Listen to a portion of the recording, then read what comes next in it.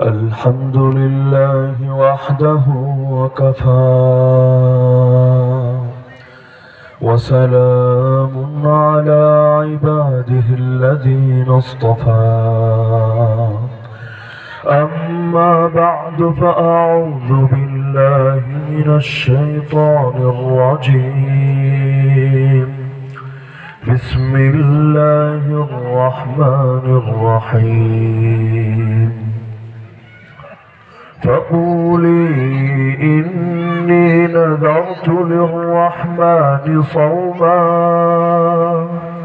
فلن أكلم اليوم إنسيا فأتت به قومها تحمله قالوا يا مريم لقد جئت شيئا فريا يا أخت هارون ما كان أبوك امرأ سوء وما كانت أمك بغيا فأشارت إليه قالوا كيف نكلم من كان في المهد صبيا قال إني عبد الله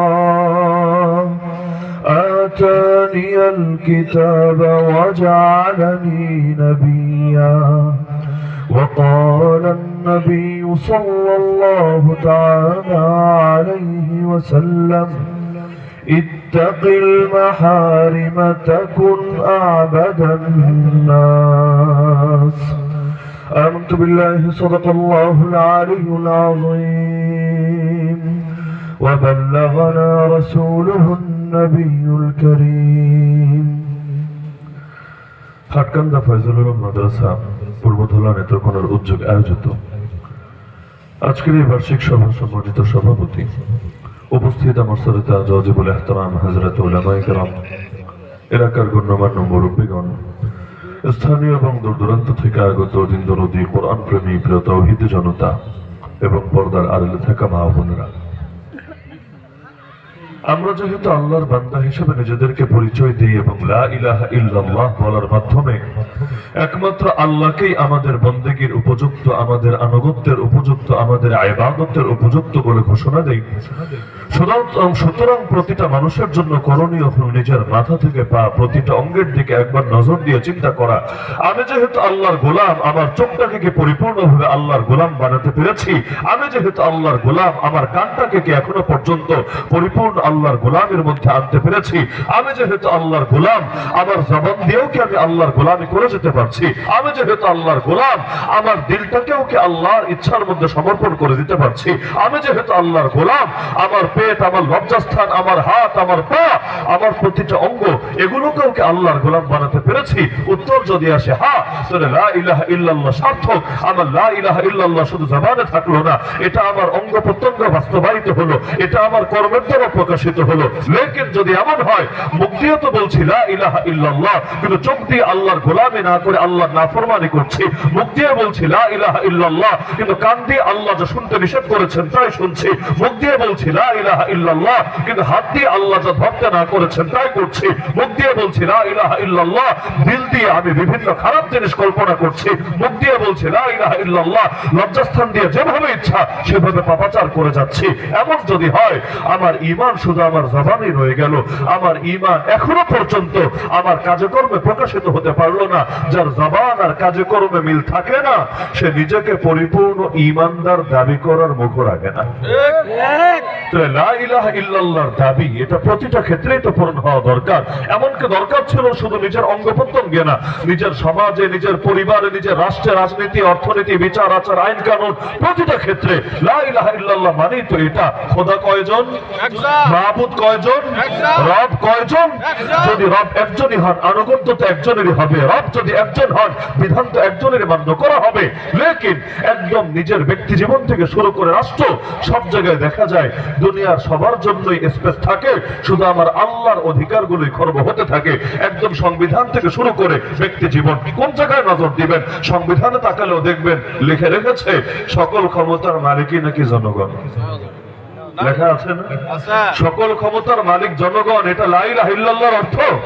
আর এটা লা ইলাহা ইল্লাল্লাহর অর্থ, লা ইলাহা ইল্লাল্লাহ মানে তো এটাই, আল্লাহ যা বলে দিয়েছেন ব্যাস সেটাই চূড়ান্ত। মানুষ চাইলেও চূড়ান্ত, মানুষ না চাইলেও চূড়ান্ত, মানুষের ভালো লাগলেও চূড়ান্ত, মানুষ এর বিরোধিতা করলেও চূড়ান্ত। যেমন আল্লাহ হারাম করে দিয়েছেন বেশ্যাখানাকে, বাংলাদেশে সবাই মিলে যদি বেশ্যাখানার পক্ষে মত দেয়, কোন সরকারের অধিকার নাই বেশ্যাখানা খুলে দেবে। লেকিন বাংলাদেশে খুলেছে কিভাবে? ক্ষমতার মালিক তো আল্লাহকে মানেই নাই, ক্ষমতার মালিক তো জনগণকে দাবি করে বসে আছে। মদের বার আমার আল্লাহ হারাম করেছেন, চিরকাল হারামই থাকবে। বাংলাদেশে মদের বারের লাইসেন্স দিল কিভাবে? ওই যে ক্ষমতা তো আল্লাহটা মানেই নাই, ক্ষমতা তো নিজেদের কাঁধে তুলে নিয়েছে। তাহলে এভাবে রাষ্ট্র থেকে শুরু করে ব্যক্তি সব জায়গায় দেখবেন লা ইলাহা ইল্লাল্লাহ খালি জবানই রয়ে গেছে। আমাদের জাতীয় সংসদ হয় না, এখন তো সংসদ অধিবেশন নাই, যেহেতু নির্বাচিত সরকার নাই। থাকলে যখন সংসদ হয়, কেউ কখনো অধিবেশন দেখলে মনে পড়ার কথা, সংসদ অধিবেশন কি দিয়ে শুরু হয়? দেখেন নাই জীবনে? কি দিয়ে শুরু হয়? কোরআন শরীফ তেলাওয়াত দিয়ে। মাশাআল্লাহ, মনে হবে জামানের হাসান বসরিরা সবাই মনে হয় গিয়ে বসে আছে। একদম এইমাত্র জান্নাত থেকে নেমে আসা একদম খাঁটি ফেরেশতারা সেখানে গিয়ে মনে হয় বসেছে। না হলে কোরআনের মহব্বত না থাকলে কোরআন দিয়ে কে আর শুরু করে? এই যে মাহফিল শুরু হয় না কোরআন দিয়ে, এশার নামাজের পর মাহফিল যে শুরু হয়েছে, যদিও আমি সরাসরি দেখি নাই, কিন্তু আমি নিশ্চিত ভাবে বলতে পারি মাহফিলটা অবশ্যই কোরআন তেলাওয়াত দিয়ে শুরু হয়েছে। এটাই স্বাভাবিক কথা। কেন? এখানে যারা এসেছে তারা সকলেই আল্লাহকে ধারণ করে দিলে, মনে, প্রাণে। এ কারণে আল্লাহর কালাম দিয়ে শুরু করা হয়েছে। তো সংসদ শুরু করে কোরআন শরীফ তেলাওয়াত দিয়ে। এমনকি শুধু আরবি না, বাংলা অনুবাদটাও পড়ে, খালি কোরআন না, সঙ্গে বাইবেল, গীতা, ত্রিপিটকও রাখে। সব মানলাম। এরপর কি করে? এরপর যে কোরআন দিয়ে অধিবেশন শুরু করেছে, সেই কোরআনের বিরুদ্ধে আইন করে।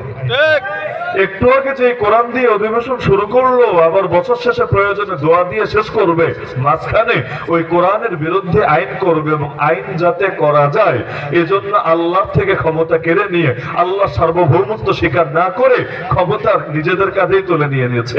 এমনকি এটা খালি সংসদে চলে তা না, ওই বহু দিবসে 16 ডিসেম্বর, 21শে ফেব্রুয়ারি, 26শে মার্চ, 1 বৈশাখ, এরকম টুকটাক বিভিন্ন দিবসে, বিশেষ করে ওই রাষ্ট্রীয় ভাবে পালিত হয় যে দিবসগুলো, দেখবেন অনেক স্কুলে, এলাকার অনেক প্রতিষ্ঠানে কি হবে, সকালবেলা একদম কোরআন শরীফ, গজল, হামদে বাড়ি, নাত রাসূল এগুলো পাঠ করা হবে।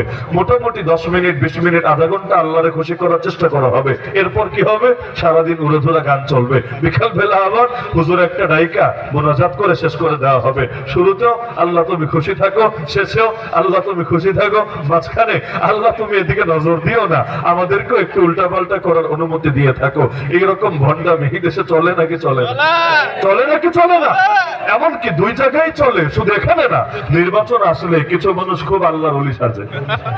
নির্বাচন আসলে এক একজন পাক্কা বুজুর্গ জান্নাত থেকে নেমে আসে, কনফার্ম জান্নাতি সাজে।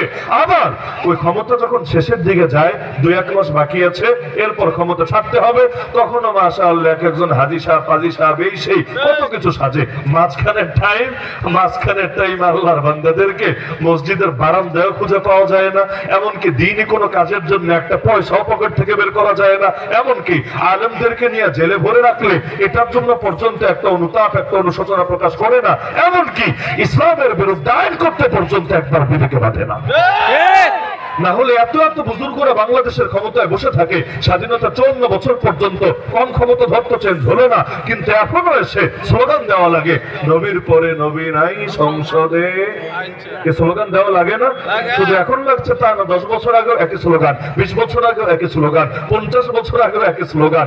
যে স্বাধীন হওয়ার পর থেকে এই স্লোগান চলেই আসছে। এতকাল পর্যন্ত যে চাওয়া হলো, কার কাছে চাওয়া হচ্ছে?